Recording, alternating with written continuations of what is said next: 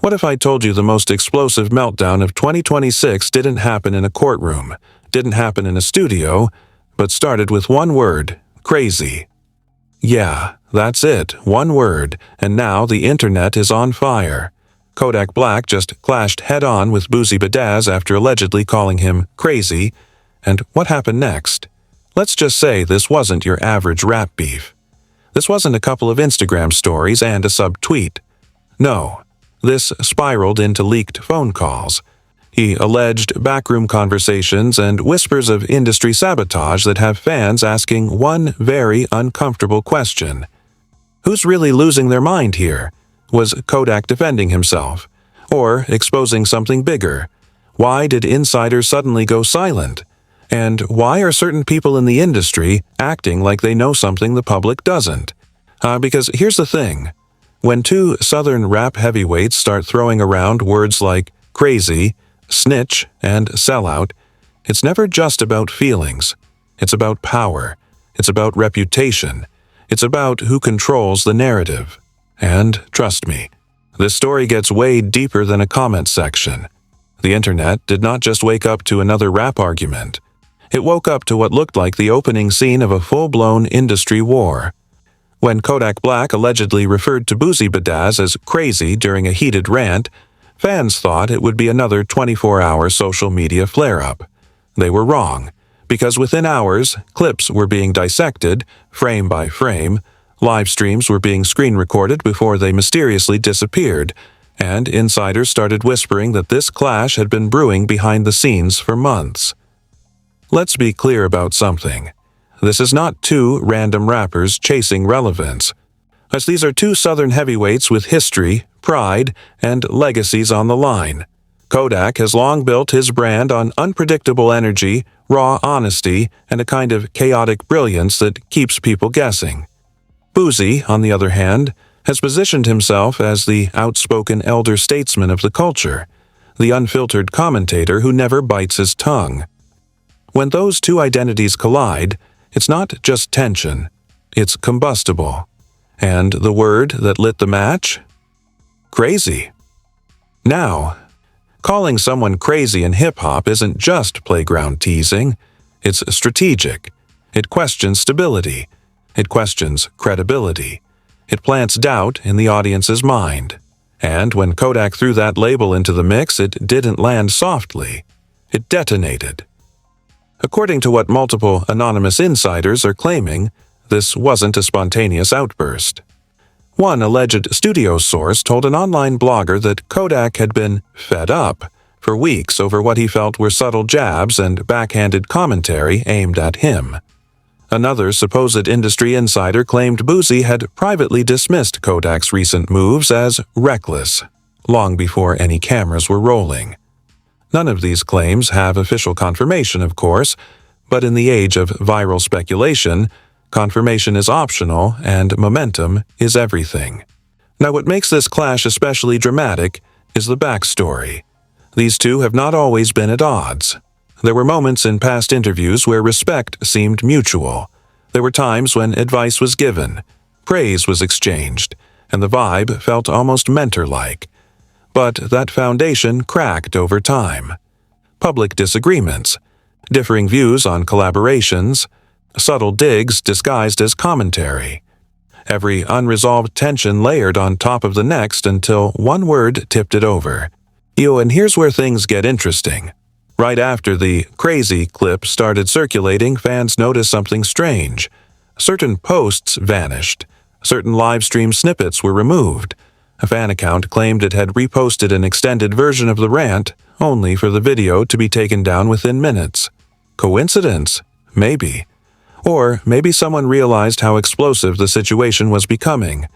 Because let's talk optics. When Kodak calls Boosie crazy, some fans interpret it as defiance, and others interpret it as projection. Comment sections split instantly. One side screaming that Kodak is finally standing up for himself, the other side insisting Boosie was simply being real and that Kodak can't handle criticism. It became less about the word itself and more about what it symbolized, a generational divide playing out in real time. Then came the so-called leaked group chat screenshots. Now, nobody can verify their authenticity, but the internet treated them like sacred documents. In these alleged messages, someone claiming to be close to the situation hinted that certain interviews and commentary were strategically timed to coincide with music drops. If that's true, it adds a whole new layer. Was this beef organic? Or was it quietly feeding streaming numbers on both sides? One unnamed promoter even suggested that tension between the camps had been noticeable backstage at recent events. "They don't even look at each other," the promoter allegedly said. "It's all business now. No laughs, no daps, just distance." Again, we cannot independently verify that statement, but in the court of public opinion, perception often matters more than proof. And here's the part nobody wants to say out loud. When high-profile artists publicly question each other's mental stability, sponsors get nervous. Brands watch. Partnerships hesitate. Even if it's just heated words, the ripple effect can be real. That's why this clash feels bigger than ego. It feels strategic. It feels risky. Meanwhile, fans have been conducting their own investigations. Old clips resurfaced, past interviews were replayed, every subtle facial expression analyzed like it was a conspiracy documentary. "See, right there," one fan tweeted, pointing to a 2-year-old clip. "That's when it started." Another insisted the tension dates back even further. Social media has turned into a digital crime board, red strings connecting interviews, songs, and Instagram captions. But perhaps the most telling part of this entire saga is how quickly it escalated from one comment to a narrative about control. Control over image. Control over respect. Control over who gets to critique whom. When Kodak dismissed Boosie as crazy, some interpreted it as rejecting the authority Boosie has long claimed in the culture. And that is not a small thing. Because in hip-hop, respect is currency. And when you publicly devalue someone's authority, you're not just disagreeing. You're challenging their position in the hierarchy. Behind closed doors, if the rumors are to be believed, there have been attempts to cool things down. One alleged mediator reportedly reached out to both camps, suggesting a private conversation instead of public escalation. Whether that happened or not remains unclear. But the silence from official representatives has only fueled speculation. As days passed, neither side fully walked it back. No formal apology, no clear reconciliation. Here, just more cryptic posts, more indirect comments, more fuel. And here's where it gets deeper. Because calling someone crazy isn't just about temperament. It's about narrative framing. If the public starts viewing someone as unstable, every future move gets interpreted through that lens. Every passionate moment becomes proof. Every loud opinion becomes confirmation. It's a powerful tactic, whether intentional or not. Which brings us to the uncomfortable question. Was Kodak defending himself from years of public critique? Or was he strategically flipping the script to shift attention away from his own controversies? And was Boosie genuinely caught off guard? Or did he anticipate this explosion all along? The more you look at it, the more it feels like this was never just about a single word. It was about accumulated tension finally reaching a boiling point. It was about pride meeting pride. It was about legacy clashing with legacy. And as the online debate grew louder, something else started happening. Industry commentators who usually jump into every trending topic suddenly hesitated. A few major hip-hop blogs reported on the clash briefly, then moved on unusually fast. Almost like they didn't want to pick a side. Almost like they understood how volatile the situation could become if pushed further. Because once reputations start being questioned publicly, it's hard to rewind. So once audiences choose sides, it's even harder to unify them again. And that's exactly where the story picks up next, because what started as one explosive comment didn't just spark online arguments.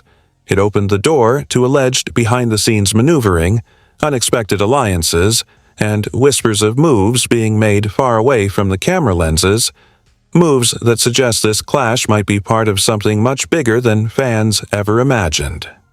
To understand that, we have to look at what happened immediately after the fallout began, and why certain reactions raised more questions than answers. To understand that, we have to look at what happened immediately after the fallout began, and why certain reactions raised more questions than answers. Because this is where the situation stopped looking like random chaos and started looking almost orchestrated. Within 48 hours of the crazy comment going viral, yet online chatter shifted from simple fan debates to something that sounded like a low-budget political thriller. Anonymous accounts began claiming that there were documents circulating in private industry circles. Nothing official, nothing stamped, just alleged breakdowns of financial losses tied to controversial headlines. According to one so-called insider who reached out to a gossip page, certain sponsors had quietly paused conversations after the public exchange between Kodak Black and Boosie. No contracts confirmed canceled, no brand names officially mentioned, but the implication was loud. When public image shakes, money trembles. And then came the leaked report. Now let's be clear. There is no verified investigative file sitting on a courthouse desk. But a self-described former marketing consultant posted a thread claiming that analytics showed a sudden spike in engagement for both artists the moment the clash hit trending pages. Streams up, mentions up, searches exploding. The consultant implied, with dramatic flair, that controversy might be more profitable than peace. Was it real data? Was it screenshots pulled from a random dashboard? Nobody knows, but the narrative caught fire. Because think about it. 2 veteran names. Years of tension. 1 viral insult. Suddenly, both are dominating timelines again. Coincidence or strategy? An imaginary label executive, speaking anonymously to an entertainment blogger, allegedly said, "You'd be shocked how often rivalries are louder in public than in private." That quote spread like wildfire. Fans started questioning everything. Were the angry live streams genuine? Or carefully calculated performance art designed to reignite relevance? Meanwhile, social media detectives uncovered something else. Old business filings resurfaced, showing that both artists had multiple ventures beyond music. Merchandise lines, independent deals, partnerships that rely heavily on visibility. One viral post claimed that increased controversy can boost merch sales by as much as 30%. Again, no official confirmation, but numbers thrown into the conversation have a way of sounding authoritative. But here's where it took a darker turn. A supposed source close to event promoters alleged that tension between the camps had caused at least one upcoming appearance to be reconsidered, not canceled, reconsidered. The source described frantic phone calls between booking agents trying to assess whether security costs would rise if both entourages were present at the same venue. Dramatic? Absolutely. Verified? Not officially. But the rumor alone added gasoline to an already blazing narrative. And then the most outrageous claim surfaced. A blog published an anonymous tip suggesting that private mediation talks had been offered behind closed doors, not because of personal hurt feelings, but because investors were nervous about reputational risk. The blog hinted that certain stakeholders didn't appreciate the crazy label being thrown around publicly, fearing it could spark conversations about mental health stability in ways that complicate endorsements. Yet that idea alone sent comment sections into overdrive. People debated whether the word had legal implications. Could it be considered defamation? Could public accusations damage future negotiations? Let's pause here. No lawsuits have been filed. No subpoenas have been issued. But in the world of viral commentary, the possibility is enough to keep viewers glued to their screens. Public reaction only intensified the spectacle. Some fans rallied behind Kodak, claiming he was tired of being publicly analyzed like a case study. Others defended Boosie, arguing that outspoken commentary has always been part of his brand and that calling him crazy was disrespectful and dismissive. Memes flooded timelines. TikTok breakdowns dissected facial expressions. YouTube commentators released hour-long exposés within days. But beneath the jokes and sarcasm, a more serious undertone crept in. Influencers began discussing the ethics of public criticism among artists. Is calling someone crazy crossing a line? Or is it fair game in competitive culture? The debate moved beyond gossip and into something resembling cultural commentary. Then came another supposed leak, this time about lavish spending. An anonymous financial advisor claimed that both artists had recently increased security budgets significantly. The advisor suggested that after public feuds escalate, entourages expand. Transportation upgrades and private accommodations become more exclusive. Luxury SUVs, private jet adjustments, extra layers of protection. Again, none of this was independently confirmed, but the image of escalating security painted a picture of tension spilling beyond Instagram into real-world logistics. And what about power dynamics?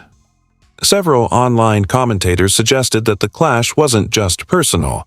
It was symbolic of larger generational control battles within Southern rap. Who gets to define authenticity? Who gets to critique whom? Who holds influence over the narrative? When Kodak dismissed Boosie with that single word, some saw it as a younger star rejecting an elder's authority. Others saw it as insecurity masked as boldness. An alleged former associate of one camp told a podcast host that the rivalry had layers nobody sees. According to this anonymous voice, private disagreements about collaborations, public interviews, and business alignments had been simmering for years. This didn't start last week, the source claimed. It just exploded last week. The more these whispers circulated, the more the situation felt like an iceberg. Visible tip, massive unseen base. And here's where sarcasm meets suspicion. Because in the same week the feud dominated headlines, both artists experienced spikes in streaming numbers. Coincidence? Maybe. Or maybe the music industry has mastered the art of turning chaos into marketing gold. After all, controversy sells faster than calm press releases ever could. Still, not everyone found it entertaining. Mental health advocates criticized the casual use of labels like crazy. They argued that public figures throwing around such terms contributes to stigma. That conversation added yet another dimension. Suddenly, what looked like rap theatrics intersected with social responsibility debates. Behind the scenes, if online rumor mills are to be believed, publicists were working overtime. Carefully worded statements were drafted and then allegedly scrapped. Advisors reportedly urged restraint. Yet neither side fully retreated. Instead, cryptic captions continued appearing. Subtle digs, vague references, enough to keep tension alive without triggering outright escalation. And then came the boldest claim of all.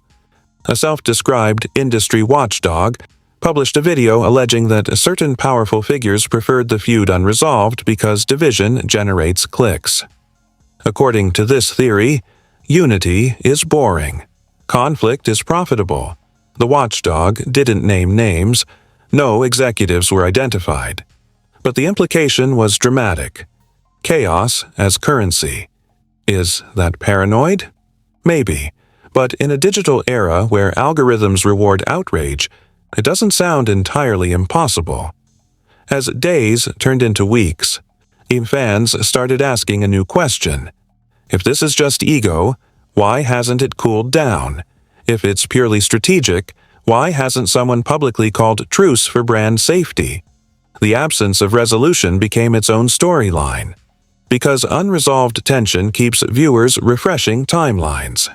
And just when people thought the narrative might plateau, whispers of potential legal consultations began surfacing.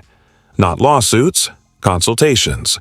According to one rumor, its advisors on both sides had briefly explored what options existed if reputational damage claims escalated. No paperwork confirmed. No filings public. But the suggestion alone shifted the tone from playful beef to potential consequence. Which brings us to the edge of something bigger. Because when egos clash, money moves, sponsors hesitate, and public narratives spiral, the fallout rarely stays contained. The word crazy may have ignited this saga. But what followed hinted at deeper fractures within alliances, financial networks, and image control strategies. And if the rumors about investors, mediation talks, and quiet legal advice are even partially true, then this isn't just about two artists trading insults. It's about influence, leverage, and who ultimately controls the story when reputations are on the line. And that is exactly where the consequences begin to unfold. Because as speculation intensifies and public pressure mounts, and the next phase of this saga moves beyond commentary into potential real-world impact, the kind that could reshape careers, contracts, and alliances in ways nobody saw coming. And that is exactly where the consequences begin to unfold. Because as speculation intensifies and public pressure mounts, the next phase of this saga moves beyond commentary into potential real-world impact, the kind that could reshape careers, contracts, and alliances in ways nobody saw coming. Where the first sign that this wasn't cooling off came from silence. Not loud silence, strategic silence, no joint photo, no public handshake, no "it's all love" caption. Instead, carefully worded posts that said a lot without saying anything at all. And in the entertainment industry, silence can be louder than shouting. Within days, entertainment lawyers and crisis managers began trending in conversation threads. Not because anyone officially hired them on camera, but because fans started connecting dots. "Why hasn't this been cleared up?" one viral post asked. If it was just jokes, someone would have laughed it off by now. Another commenter claimed that brands associated with both camps were internally reviewing reputational exposure. Again, nothing publicly confirmed. But when business language enters a rap feud, you know the stakes have shifted. According to a self-described insider speaking anonymously to a digital media outlet, at least one partnership discussion was put on hold pending public climate stabilization. That phrase alone sounded like it came straight out of a corporate boardroom. Public climate stabilization. Translation: calm down the chaos before we sign anything. And here's where tension meets finance. If sponsors hesitate, streaming platforms adjust algorithms, and promoters increase security budgets, the ripple effect becomes measurable. One speculative analyst posted a breakdown estimating that even a short-term drop in endorsement deals could mean millions in opportunity cost. Was that number exaggerated? Possibly. But it added weight to the narrative that this clash wasn't just emotional. It was economic. Meanwhile, whispers of potential mediation resurfaced. Allegedly, a respected mutual associate offered to host a private sit-down away from cameras. No live stream, no phones, just conversation. According to rumor, one side was open. The other reportedly felt there was nothing to discuss. Whether that's accurate or internet fiction is impossible to confirm. But the idea of reconciliation being floated behind closed doors suggests that not everyone wants this war to escalate further. Public backlash has also taken an interesting turn. Initially, fans were entertained. Memes, reaction videos, side-by-side comparisons of old interviews. But as the weeks dragged on, fatigue started setting in. Commenters began asking whether constant conflict is sustainable branding. At some point, one viral tweet read, "You gotta protect your legacy." That word, legacy, carries weight, because both artists have built careers spanning years, hits, tours, cultural impact. When you reach a certain level, every move contributes to how history remembers you. That's why some observers argue that the real danger isn't a single insult. It's the accumulation of public clashes that overshadow artistry. And then came the most dramatic speculation yet: legal exposure. Now, let's be absolutely clear. No lawsuit has been filed as of this moment. No court dates announced. But online commentators began debating whether repeatedly labeling someone as unstable could border on defamation if it impacts business. Legal YouTubers jumped into the conversation, analyzing hypothetical scenarios. If reputational harm can be proven, one said, there could be grounds. It was purely theoretical. But the fact that legal analysis entered the chat shows how far the narrative has evolved. Behind the scenes, crisis publicists are likely advising restraint. That's not a leak. That's common sense. When controversy threatens contracts, advisors step in. They recommend strategic pauses. They suggest redirecting attention back to music. They draft talking points designed to cool tension without admitting fault. Yet, neither side has fully backed down. Instead, we've seen cryptic messages that fuel curiosity without triggering direct escalation, subtle song lyrics, indirect references, caption choices that feel pointed but deniable. It's a masterclass in maintaining heat without lighting a wildfire. But what about government involvement? Some of the more dramatic corners of the internet have floated wild theories about regulatory attention. Let's ground this. There is zero confirmed evidence of any government investigation tied to this feud. However, because both artists have had past legal headlines in their histories, speculation spreads quickly. Comment sections love connecting unrelated dots. And once a narrative about instability and controversy gains traction, everything becomes part of the same storyline, even when it isn't. The bigger question is psychological impact, not in a clinical sense, but in a branding sense. When audiences start associating a name with constant drama, it shifts perception. For some fans, that edge is appealing. For others, it signals exhaustion. The balancing act between rebellious energy and reckless unpredictability becomes harder to manage. Industry veterans watching from the sidelines have allegedly expressed concern that prolonged conflict could fragment fan bases permanently. Division creates loyalty on both sides, but it also closes doors for collaboration. And in music, collaboration is currency.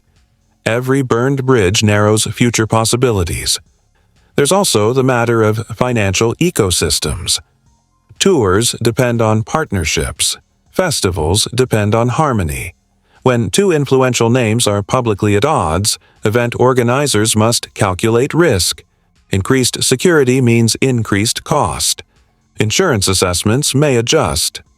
These are not dramatic conspiracy theories. They're logistical realities in large-scale entertainment. Some online commentators have gone further, predicting hypothetical career pivots. If this keeps escalating, one viral video suggested, we might see brand repositioning.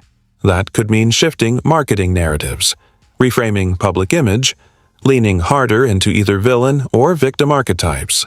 In a media environment obsessed with storytelling, identity becomes strategy. But here's the twist. Controversy has historically fueled some of the biggest moments in hip-hop. Rivalries drive streams. Diss tracks dominate charts. Cultural debates spark engagement. And so, while some see fallout, others see opportunity. That duality is what makes this saga so compelling. On one hand, you have potential reputational damage, nervous sponsors, and whispered legal hypotheticals. On the other, you have surging attention, heightened visibility, and renewed public interest. It's chaos with a business model attached. The most unpredictable factor is pride. When public egos clash, resolution becomes complicated. Apologies can look weak. Silence can look guilty. Escalation can look reckless. Every option carries risk. As of now, no resignations, no official probes, no confirmed financial collapses. But tension remains unresolved, and unresolved tension is fertile ground for future explosions, because the next interview could reignite everything. The next lyric could sharpen accusations. The next viral clip could reset the cycle. And here's the uncomfortable truth.